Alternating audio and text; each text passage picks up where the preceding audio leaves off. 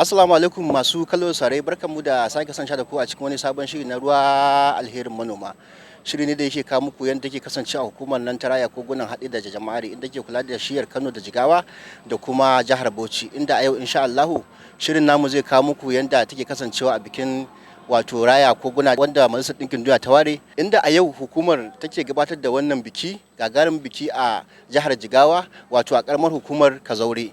Da haka sai ku biyo mu don ganin yadda shirin zai kasance a daidai wannan lokaci tare da ni Adam Ibrahim Garba ce.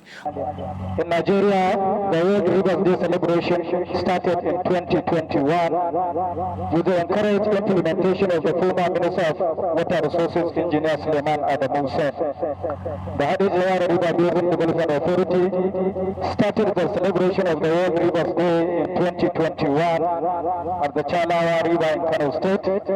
The 2022 was conducted at Jama'ar River in Bauchi State, and by the grace of Allah, today we are celebrating the 2023 in Gadar Kazaure River in Jigawa State. Distinguished ladies and gentlemen, please permit me to invite the Managing Director of the famous Hadej Jawara River Basin Development Authority for his keynote address. Government at all levels, local, state and federal, are doing their best in providing enabling environment to citizens for a disciplined and better society. I therefore call on all stakeholders, especially communities living along rivers, streams and water bodies, to holistically guard these resources for the benefit of mankind. Let me conclude by appealing to you all to put more effort in our alleged means of livelihood and to also carry these messages back home for the benefit of all. Finally, the earlier we serve our rivers, the better the quality of our lives. Thank you. Wassalamu alaikum wa rahmatullah. A gurguje saboda masu sauraro da ta yi wasu fahimci abin da aka faɗa turanci ba, kuma da al'adar inda ake wannan taro ya kamata na dan cewa na faɗa harshen Hausa. Makasudin taron ma'anan shine mu yi bikin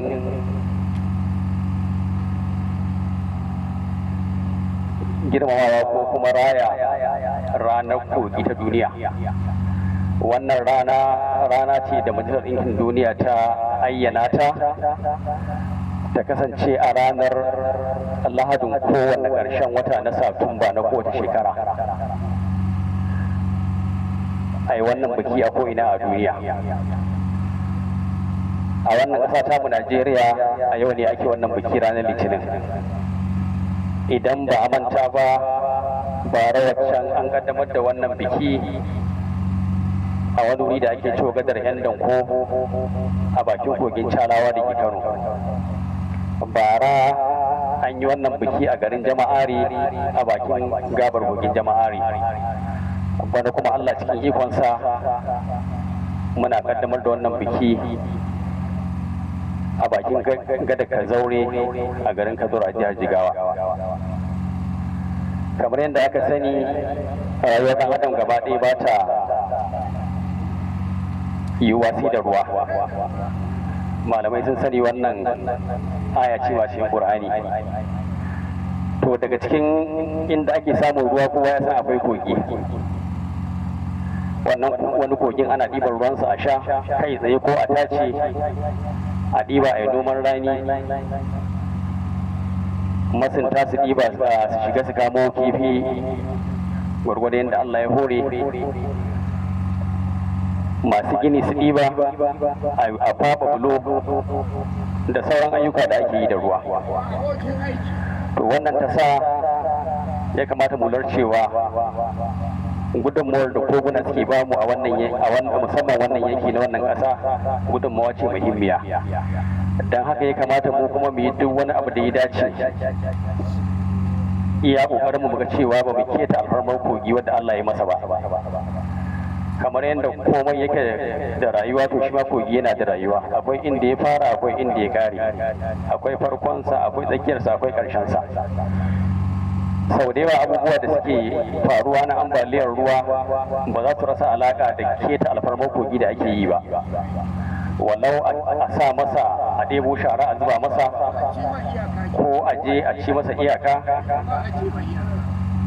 Idan ruwa ya ja wani zai ƙara gona a cikin kogi, ko a fasa kogi a yi gaba da ba ta ka'ida ba, a ja ruwa a kai shi inda ake so a yi noman rani, shi kuma yanzu da damuna sai yi abin da shi ma zai iya ya je ya barna a cikin gonakin mutane. Banda haka akwai masu ɗiban najasa ko kuma da wani masana'antu su a cikin kogi, wannan yana cutar da abubuwan suke rawa a cikin ruwa, sannan yana karanta amfani da ɗan adam zai iya yi da wannan kogi. To wannan ya sa aka ware wannan rana don mu taru mu tunatar da kanmu, kuma mu ja kunnen kawunanmu, mu guji keta alfarmar kogi, kuma mu kare darajarsa da alfarmarsa.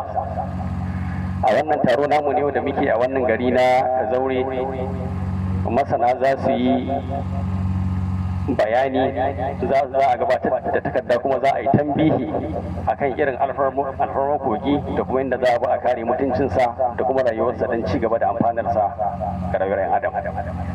ba tare da ɓata lokaci ba zan gabatar da Dr. Da'u domin ya gabatar da takardarsa. wato banda waɗannan abubuwa na ɗabi'a da aka halicci kogi da shi, to akwai kuma abubuwan da yake samarwa waɗanda suna da yanayi da al'adar guraren da su. Yanzu kamar maganar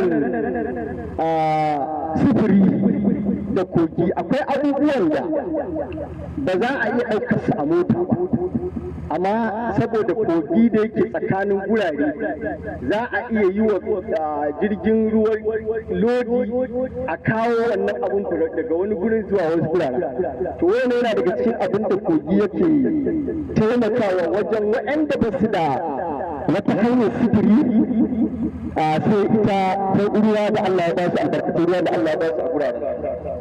Wani yana daga cikin abin da kogi ke samarwa, wanda kuma akan wannan dalili ya kamata lalle a kula da haƙƙin kogi. To sai wani babban gagarumin al'amari wanda shine noma. To maganar noma kowa ina ganin ba wani abu ne da za ka iya cewa ma sai ka yi wa mutane bayanin gudunmuwar da koguna suke bayarwa akan harkar noma ba, tunda mafi yawanci noman rani da ake yi waɗansu sukan samu amfanin ma da ba sa samu a damuna.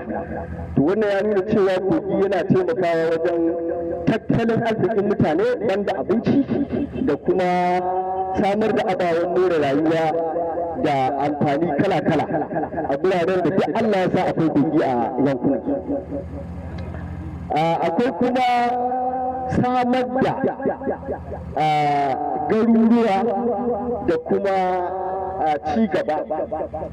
Mafi yawanci tarihi ya wuce wuraren da duk suka bunƙasa akwai yiwuwar akwai ruwa a waɗannan gurare.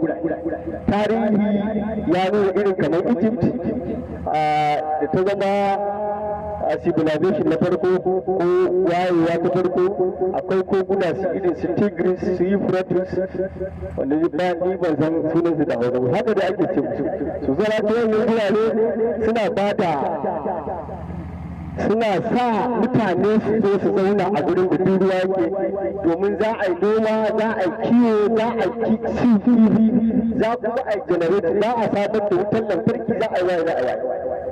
To sai haƙoƙin nasa, tunda an duba muhimmancin shi kogi, kuma an ga lalle yana da abubuwan da suke samarwa wanda kai ba za ka so ka ce wani abubuwan sun gushe ba, to lalle akwai buƙatar kuwa in shi ma yana da wani abu da yake buƙata ko haƙƙi da ya kamata a kare masa kuma tabbata ko wani abin da to lalle ya kamata a kula da ita. Daga ciki akwai buƙatar lalle a bashi, kar a tare masa hanya, kar a a canza mar hanya. Duka wannan abu ne wanda inda ya kogi yana da hanyarsa da ya ɗauka yake bi, to kar a tare ta kuma kar a canja masa ita. Wannan haƙƙinsa ne kuma ya kamata a kiyaye. Akwai kuma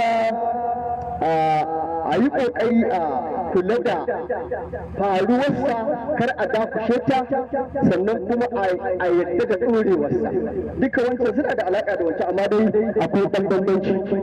So akwai kuma buƙatar irin halittun da suke cikin kogi da kewayensa lalle a yi ƙoƙari a ga cewa an kiyaye su, ko da kamar abin da yake ya zama abinci ne, to bai kamata a ce ana ɗiban su ba tare da la'akari da gushewar wasu daga cikin irin wa'annan nau'ikan abincin ba.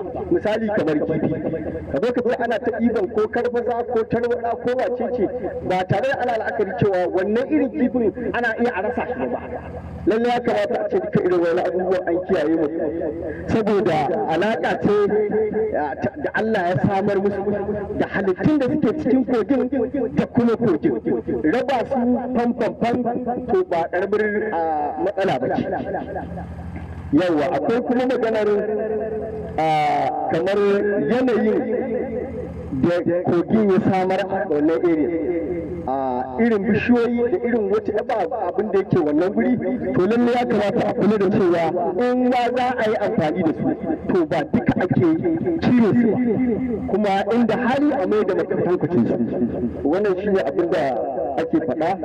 Akwai kuma buƙatar kada a gurɓata ruwan kogi, misali a zuba shara, a zuba dagwalon masana'antu, a zuba irin abubuwan najasa daga masai da sauransu. Duka waɗannan kogi yana da wannan haƙƙin na a kare masa waɗannan abubuwa. To yawa ko kuma kogi, idan kogi ya mutu sakamakon wani dalili, a'a dalilin nan na daga Allah subhanahu wata'ala ne, misali kogin ya mutu, to idan an ga alamar kogin yana ƙoƙarin dawowa, kar a dakushe shi, ko dan saboda waɗansu sun samu amfanuwa da wannan filin da kogin ya bushe za su yi wani abin a gurin. Akwai buƙatar a bashi ya daɗa rayuwa. Wannan yana daga cikin haƙƙin kogi. Project manager a samu wadda ta zai ɗan sanyi da Allah. Jama'a dama shi wannan biki abubuwa guda uku a yau su ne aka tsara za su zama kashin bayan wannan biki. Na farko shine wannan takarda da dakta ya gabatar, sannan na biyu akwai wani yunkuri da za a yi na tsabtace kogi. Duk wani datti da aka gani a jikin kogi za a sa a gyara shi ko a tace shi a fitar da shi daga cikin kogi. Dama dai wannan hukuma ta fara wannan aiki tun ranar Asabar, domin inda ranar Asabar ne kuka zo wannan gurin ma ba haka yake ba. Sannan akwai yan bishiyoyi da za a ɗan dasa a gefen kogi, domin an fahimci cewa zaizayar ƙasa wani lokacin tana kai ƙasa cikin kogi tana cike shi. Mai girma makaman Kazaure, babban ɗan majalisar sarki, zai karanta jawabinsa na mai martaba sarki. Don Allah a yi kurum a yi shiru mu saurari jawabin mai martaba sarki. Noma da ake yi idan an ciki ana zuba shara, hanyar ruwa za ta tushe, ruwa ya daina kaiwa inda za a samu amfanin da za a samu arziki a duniya. Domin shi noma shi ne ginshiƙin al'amura, shi ne tushen arziki na zaman rayuwa kuwa. Wannan ba ƙaramin al'amari ba ne, da muna jin wannan abubuwa a jihohi.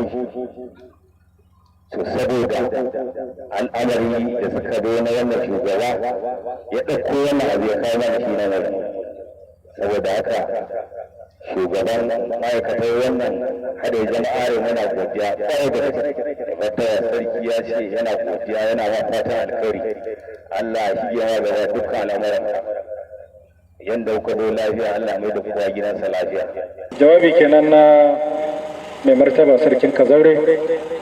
Allah ya kara wa sarki lafiya. Jama'a, jawabi na gaba da za mu karɓe shi ne daga bakin wakili na ciyaman na Kunci, shugaban karamar hukumar Kunci, wanda ya samu wakilcin Malam Isyaku Abubakar. Za ga mutanen da sun je sun samu kogi sun tarar an gyara yadda ya kamata, amma za su yi rufe datti da bola je su zuba a ciki kuma su je su tare su sha. In ka je ka sha ko ka shayar da wani ka cutar da al'umma. A yi kokari a gyara, domin in ka gyara kanka ka gyara. Muna kira ga ɗan uwa a kiyaye dukkanin wani hanya da za a gurbatar da kogunan ruwa da muke da su a wannan ƙasa ta mu ta Najeriya. Muddin kaga wata ƙasa ta ci gaba, to wannan albarka ce ta kawo ci gaban wannan ƙasashe da muke gani suna ba mu sha'awa. Bayan da za a je da mu taimaka wa waɗannan dama-damai namu ko kogunan ruwa namu da muke da su, domin alkinta su da tattala da amfani da su ta yadda ya dace. Jawabin da muke gabatarwa a yanzu jawabi ne na fatan alkhairi, kuma dama an shirya wanda za su yi wannan jawabi, wanda zai jagoranci jawabin shine mai martaba sarki, kuma mai martaba sarki ya gabatar da jawabinsa ta bakin makaman kazaure. Sannan shugaban karamar hukumar kwanci shi ma ya gabatar da jawabinsa na fatan alkhairi. To tunda Allah ya kawo ku ba za mu wuce ba, kuma sai mun gayyace ku dan tufa mana ko da magana ɗaya ne ko biyu ta fatan alkhairi domin wannan taro mai albarka. Bari mu fara gabatar da mai amin shugaban karamar hukuma na Roro. A madadin shugaban karamar hukumar Roro, aina ya goyi Tukur Muhammad Aliyu Zugai, wanda baya nan mataimakin sarda a wannan Roro, na wakilce sa a wannan guri na wannan biki da ake kaddamarwa na rana ta abin nan da gudanar ruwa ko za mu ce kogunan ruwa a wannan rana mai albarka. To mu karamar hukumar Roro muna ci gajiyar wannan kaddama ko wannan kogi. Ba don wani abu ba, tun daga nan kana tsallaka nan ina cikin kilomita ɗaya ta fi karamar hukumar Roro, har sai ta dangana da ciki kari wajen duka duk karamar hukumar Roro. Da zai rana wani ciki da ake nuna mu ne, muna matuƙar farin ciki, kuma ba abin da yake tafiya yanzu a rayuwa illa a tsaya a noma. Yanda abincin da yake tsada mutum bai noma ba, daga gona har ne ta gona haka na bayan gona gurin. Idan mutum bai sa yi noma ba, to kaga ai akwai matsala, saboda za ka ga kudin yana tafiya kamar ruwa, za ka je market ka saya da tsada. Amma a lokacin wannan goguna da Allah ya bani a ɗaya jama'a da yake muna muku fata alheri, a madadin shugaban ƙaramar hukuma muna kowa a Allah ne da kwa gidansa lafiya. Muna kira ga al'umma da ke wannan yanki su tsaya su ba da haɗin kai a wannan al'amari. Assalamu alaikum wa rahmatullahi ta'ala wa barakatuh. Alaikum assalam honorable chairman.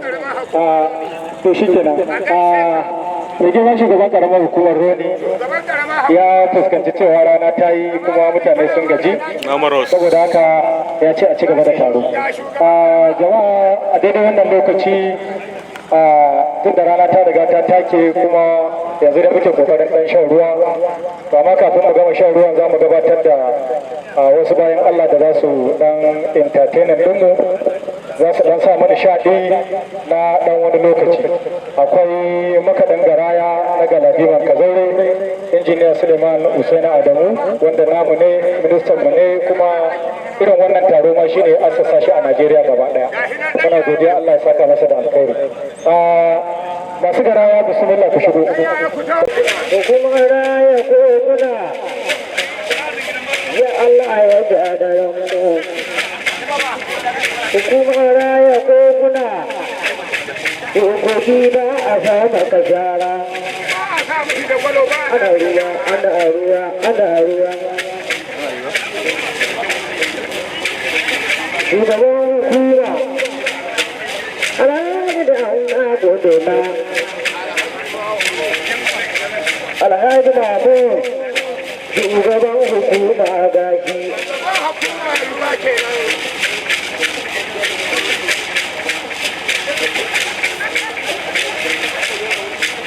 Wannan shiri ne na raya kakara da mutane, hukumar ruwa. Ruwa.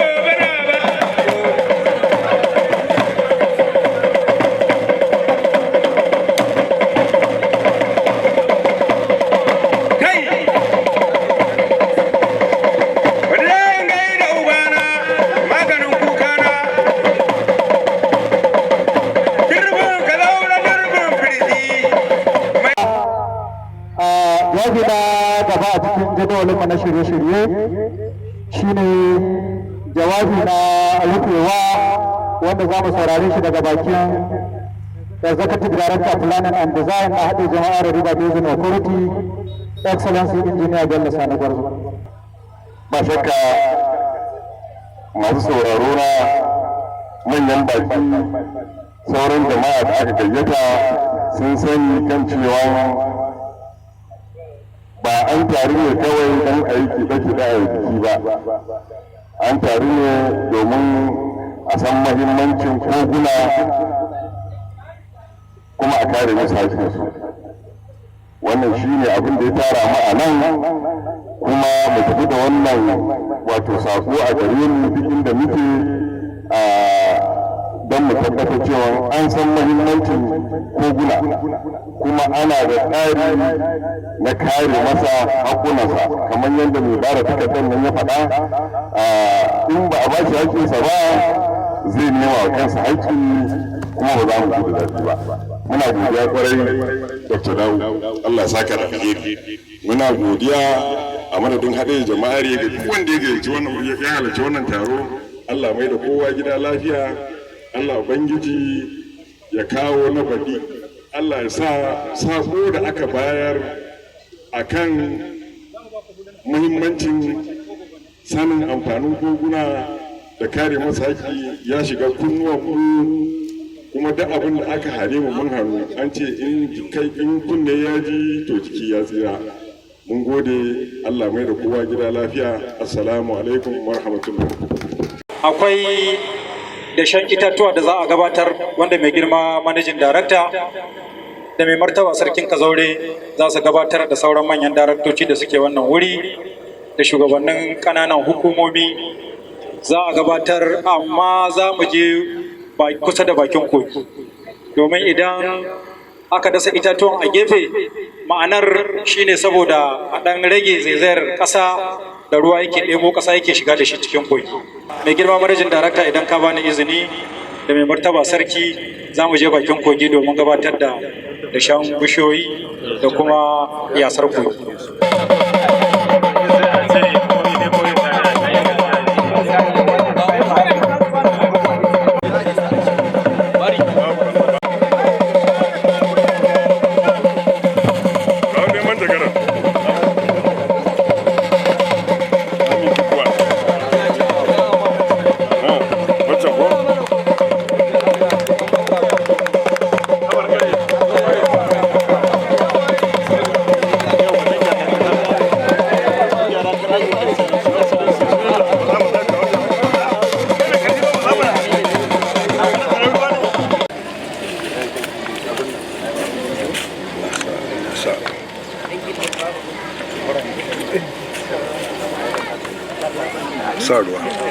Saruwa.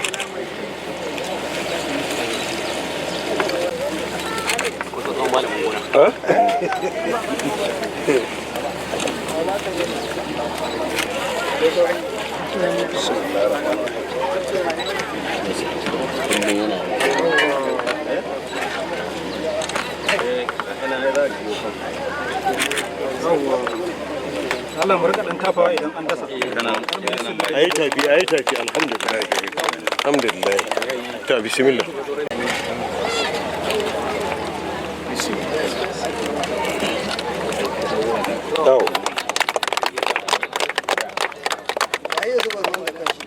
Masu kallo sare yadda ta kasance kenan a cikin wannan gagarin biki na wanda muka kawo muku da wannan hukuma ta raya kogunan haɗe jama'ar ta gabatar a wannan shekara.